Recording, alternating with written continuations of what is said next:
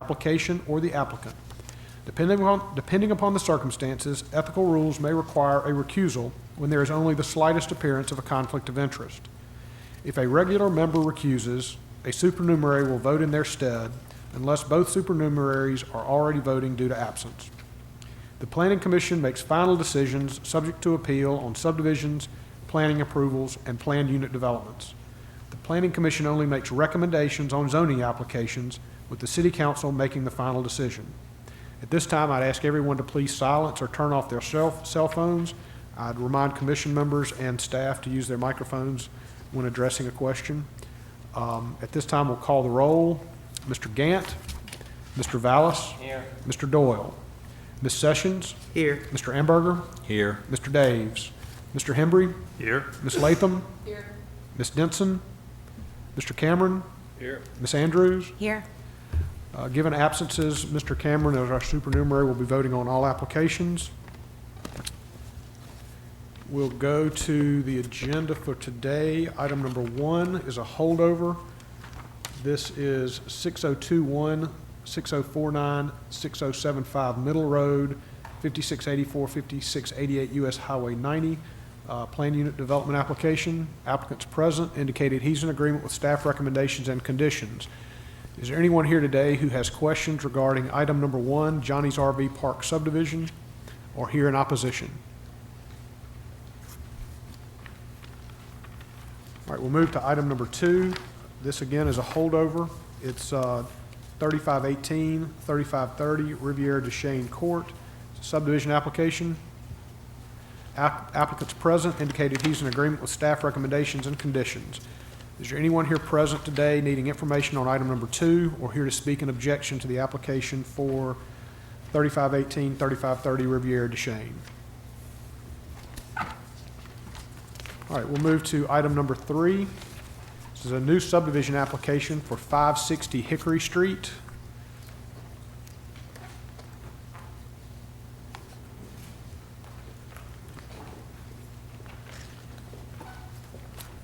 Good afternoon. Good afternoon. Michael Pierce, MLK Redevelopment Corporation, 300 North Joachim Street. I had an opportunity to review the staff's recommendation. Our engineer, Mark Waterrier, spoke with traffic engineering as well as planning and city engineering on yesterday, and it's my understanding that item number 3, the dedication of corner radii at the corner of Hickory and Pecan Street are not needed as a result of the 12.5-foot minimum building setback on Hickory Street and the 10-foot minimum setback on Pecan Street, which we would not be able to make that dedication. Traffic engineering indicated that they were okay with that, as well as city engineering, and subsequently I understand planning did as well. So then we would ask if those would be removed and any subsequent requirements further down, then we're okay with all of the remaining requirements. Thank you, Mr. Pierce. Traffic, is that correct? Yes, sir. We agree with his statement, and it's somewhat covered under engineering's comments, the dedication of the radius, 25-foot minimum, or as approved by city engineering and traffic engineering. So just item number 3 could just be stricken. So we're going to strike item number 3 and then item 6B under engineering comments. Is that correct? Keep 6B. Oh, you That's can fine. keep 6B. Okay. City engineering, same agreement? Okay. Staff? Richard, are y'all fine with that? Okay. Thank you, Mr. Pierce. Okay, thank you.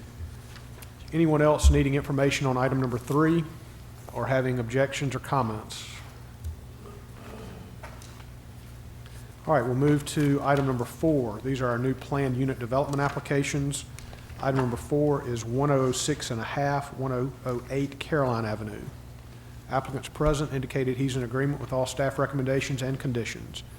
Anyone here needing information on item number 4 or have objection to the application for planned unit development at that address? We'll move to item number 5 under new planned unit developments. This is 117 Battery Lane. Applicant's present, indicated he's in agreement with staff recommendations and conditions. Anyone here needing information on item number 5, 117 Battery Lane, or hear an objection? We'll move to item number 6. This is Thomas C. Still, Marion E. Still, Plan Unit Development at the south side of Blue Heron Road and east of Skywood Drive. Applicants present indicated they're in agreement with staff recommendations and conditions. Anyone here in opposition to item number 6 or have questions? All right, we'll move to item number 7. These are our group applications. This is a subdivision and rezoning for 5550, 5560, 5580, and 5590 Perry Road. Mr. Byrd. Jerry Byrd, Byrd Surveying Company for the applicant. Subdivision, we have no problem with. Rezone and recommended for denial. 4 conditions. I'd like to address those. Yes, the owner applicant would like to develop the corner lot to for auto sales. Staff reports did mention that to our south there used to be buildings on Perry Road, and yes, one of those buildings, the last one torn down, used to be a convenience store. Business was common in this area. Of course, all of that was prior to annexation by the city. And now that it's in the city, it makes it a little harder to do what we want. As probably the staff report shows, excuse me, black lot is our site. There's B3, all of the red is B3. Across from my lot going toward Highway 90, there's a 25-foot strip of land that's zoned R1 that won't be good for anything to be built on. If you did, you had to come down here for a subdivision. It'll take 15 foot of the right-of-way for right-of-way widening. That'll leave 10 feet. So count it out, the railroad track, and then you're, in essence, adjacent to B3. There's B5 as you go up toward the north. We have R3 in the green and I-1 on back over in this area. Like I say, this is, the applicant owns this property here also, and then you're into the B3 right there. Map for Mobile showed up in Theodore, since it is in Mobile. The southern corridor emphasizes, suburban corridor emphasizes connectivity to surrounding neighborhoods, and suburban neighborhood classification generally puts emphasis on residential as opposed to commercial. So it does in fact recognize there could be commercial in that classification. That classification also talks about pedestrian and bicycle paths or access. If we develop that on the corner, sidewalk would be required on both streets. Very few sidewalks in Theodore, but this would probably be the first ones in this particular area, but you got to start somewhere. And it would be a help for that development. Would like your consideration to approve that for rezoning. Thank you, Mr. Byrd. Questions by commission members? Mr. Byrd, would you mind passing that map for us to look at that you just showed, held up? Thank you. Why is this not requiring a PUD if you got multiple buildings on here? Sorry? Why is this not a PUD requirement on this? Well, it's recommended for denial on the rezoning. But shouldn't it, if it wasn't subject, if If it wasn't the- recommended for denial, would there be a PUD required? If the commission chooses to approve it, that would be one of the conditions staff recommended would be submission of a PUD and that the zoning be limited to an approved PUD.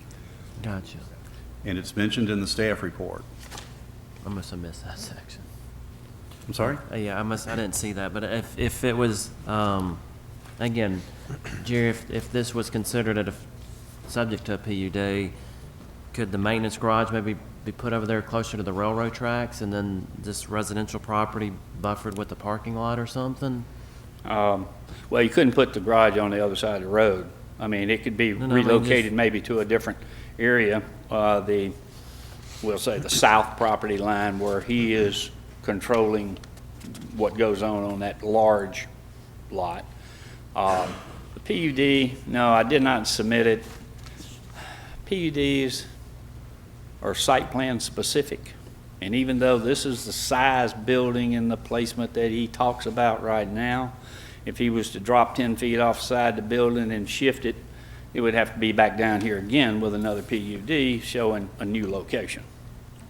So I would think if you are considering the approval, that yes, and make it contingent on one, we'll draw up one. Hopefully he can live by it. And if not, he'll just have to come back later when it gets a little closer to development time, after he gets prices on building offices and maintenance garage. Mr. Byrd, if you'd give me just a second, let's see if there's anybody else here that wants Sure. to speak with respect to this application. All right. Any further questions by commission members? Mr. Olson, I have to say the zoning map looks, for lack of a better word, like a dog's breakfast in terms of all the different zoning classifications that are within that picture. And so I'm trying to just get a little better feel for the nature of the spot zoning comment and a little more understanding of, given the annexation for a while there, we were giving some latitude to landowners in the newly annexed areas to better accommodate their actual use or desire with respect to the zoning that was implemented via the annexation. Are we kind of outside that window at this point, or am I remembering that incorrectly? No, sir, you remember that correctly.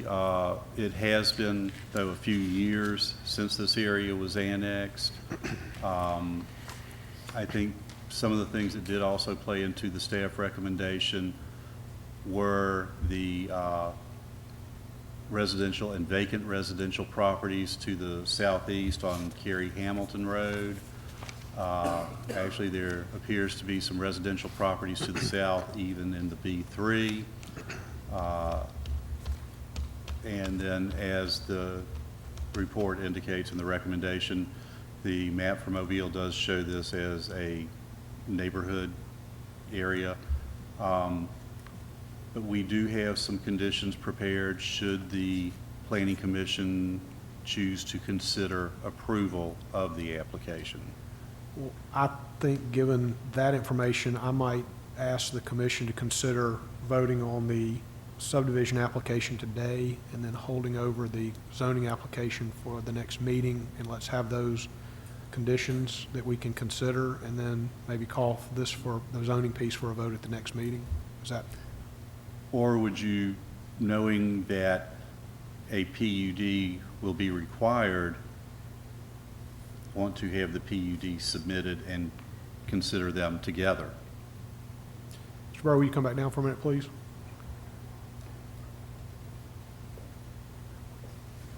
I think you heard what we were talking about, is that vote on the subdivision today, hold the zoning over. We could hold it over for one meeting and consider the recommendations and conditions that the staff is going to propose, or we could go ahead and hold it over for a longer period of time if you want to submit a PUD application so that all of this tracks on the same schedule.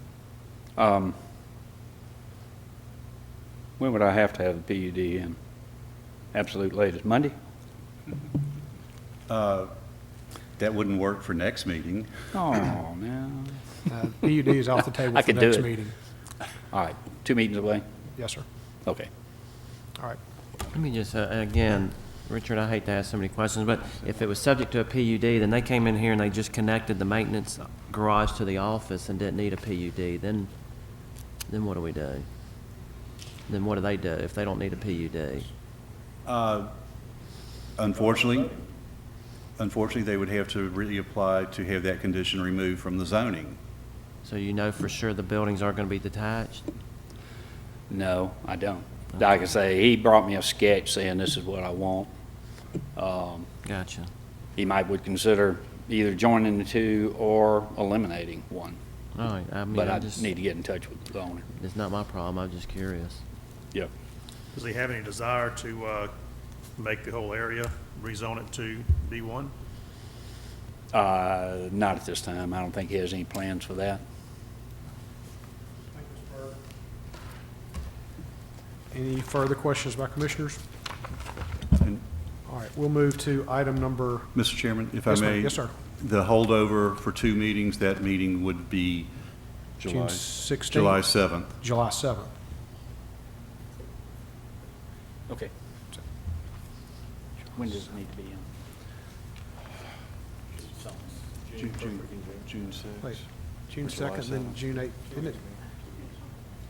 What's that? Richard, is it next, we got June 2nd and then June 18th, don't we? 16th, I'm sorry. We've actually missed the June 16th deadline. Oh, missed so- it, okay, all right. July 7th. July 7th, then, that's the date. Yes, sir. And he needs to file the application by June 6th, and we'll make sure that that information is in the letter, if that's what the He's- commission does. He's gone, so I mean, he's standing out there. Okay. All right, I'm sorry, we're back on track with item number 8. Plan unit, group application at 143 Westfield Avenue. This is a subdivision and a PUD. Applicant present. Applicant's present, indicated he's in agreement with staff recommendations and conditions. Any questions by commission members? Mr. Olson, I may have missed it, but one of these lots indicates the existence of a gravel drive on Lot 2B.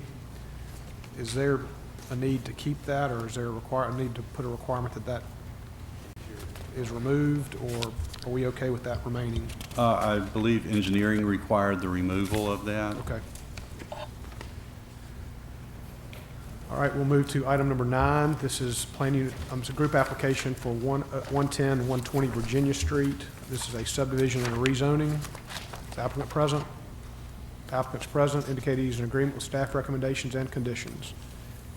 Anyone here needing information on item number 9 or have opposition to this application? All right, we'll move to item number 10. This is 1141 Montlamar Drive. It's a group application for subdivision and for PUD, plan unit development. Applicant present. Applicant's present, indicating he's in agreement with staff recommendations and all conditions. Anyone needing information on item number 10 or hear an objection to item number 10?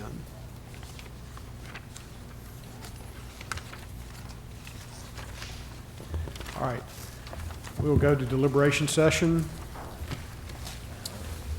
Move to holdovers. This is item number 1, Johnny's RV Park subdivision. Move for approval, subject to staff recommendations. Second. We have a motion to approve by Mr. Vallis, a second by Ms. Latham. Any further discussion? All in favor? Aye. Any opposed? Motion carries. Go to item number 2 under holdovers. This is 3518, 3530 Riviera Duchesne Court. Move to approve based on staff recommendations. Second. Motion by Ms. Sessions, second by Mr. Amberger. Is there any further discussion? All in favor? Aye. Any opposed? Motion carries. Go to new subdivision applications. This is 560 Hickory Street. Move to approve based on staff recommendation, removing item number 3. Second. Second. Motion by Mr. Hembry, second by Mr. Vallis. Any further discussion? All in favor? Aye. Any opposed? Motion carries. Go to new plan unit development applications. Item number 4 is 1006.5, 1008 Caroline Avenue. Move to approve based on staff recommendations. Second. Motion by Ms. Sessions, second by Mr. Hembry. Any further discussion? All in favor? Aye. Any opposed? Motion carries. Go to item number 5. This is 117 Battery Lane. I move we approve, subject to staff recommendations. Second. Motion by Ms. Latham, second by Ms. Sessions. Any further discussion? All in favor? Aye. Any opposed? Motion carries. Go to item number 6. This is the south side of Blue Heron Road, Thomas C. Still, Marion F. E. Still. Move to approve based on staff recommendations. Second. Motion by Mr. Hembry, second by Mr. Amberger. Any further discussion? All in favor? Aye. Any opposed? Motion carries. This is group applications, item number 7, 5550, 5560, 5580, 5590 Perry Road. This is a application for subdivision and for rezoning. Let's take these separately. We'll go with the subdivision, please. Oh, this is, I'm going to move to approve the subdivision based on staff recommendation. second. Motion by Mr. Hembry, second by Mr. Vallis. Any further discussion? All in favor? Aye. Any opposed? Motion carries. We'll take the rezoning, move to hold that to July 7th. Mr. Byrd, you weren't here for some of the discussion. The application will be due June 6th. A second. Yep. Second by Mr. Vallis. Any further discussion? All in favor? Aye. Any opposed? Motion carries. Go to item number 8. This is a group application for 143 Westfield Avenue, subdivision application and PUD. Move to approve based on staff recommendations. Second. Motion by Mr. Hembry, second by Ms. Sessions. Any further discussion? All in favor? Aye. Any opposed?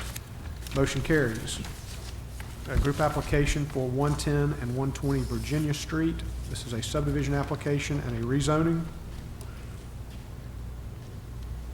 Move to approve based on staff recommendations. Second.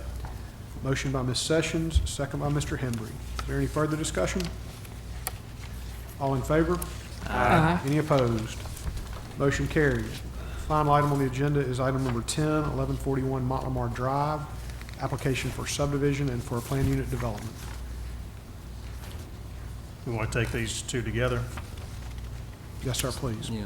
Move to approve based on staff recommendations. Second. Motion by Mr. Hembry, second by Ms. Latham. Any further discussion?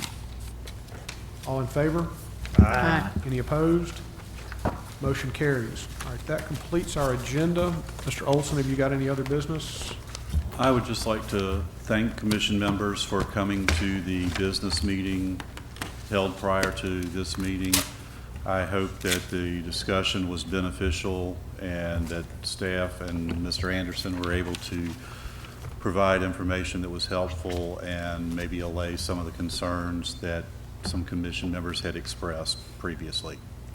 Well, we appreciate you guys taking the time to prepare for it. I think it was very informative and gives us some guidance into how we're supposed to be proceeding during this 2-year interim period. So with no other questions by commission members, we'll stand adjourned. Thank everybody for being here.